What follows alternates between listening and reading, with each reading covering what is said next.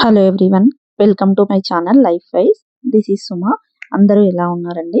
ఈరోజు మీకు మంచి యూస్ఫుల్ టిప్ చెప్తానండి. యాక్చువల్లీ మనకు జనరల్గా బాత్రూంలో అండ్ యూటిలిటీ ఏరియాలో ఇలా వైట్గా ప్యాచెస్ పట్టి ఉంటుందండి.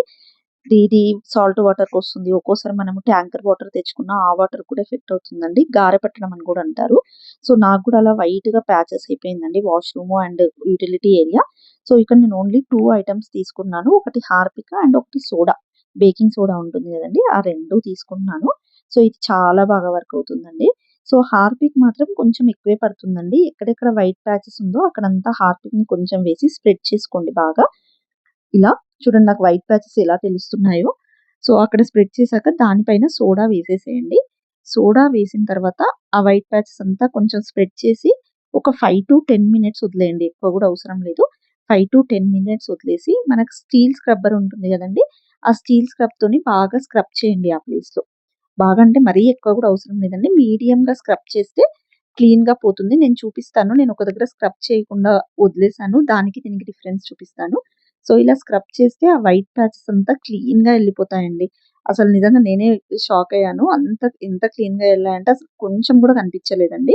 సో అలా చూడండి, ఇలా ఇక్కడ తెలుస్తుంది మనకు అదంతా ఎళ్ళిపోవడం గూడా.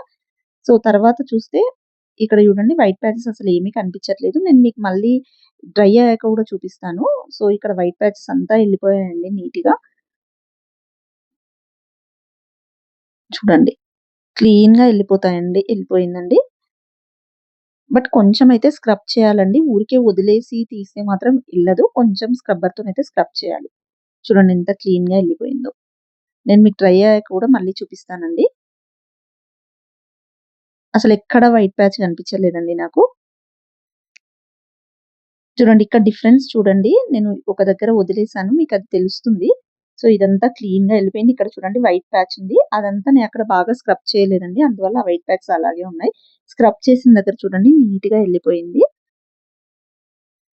సో మీరు కూడా ఈ టిప్ ట్రై చేయండి. చాలా బాగా వర్క్ అవుతుంది. చూడండి ఇక్కడ వైట్ ప్యాచ్ అలాగే తెలుస్తుంది. Thank you for watching. If you like this video, please like, share and subscribe to my channel. Thank you once again.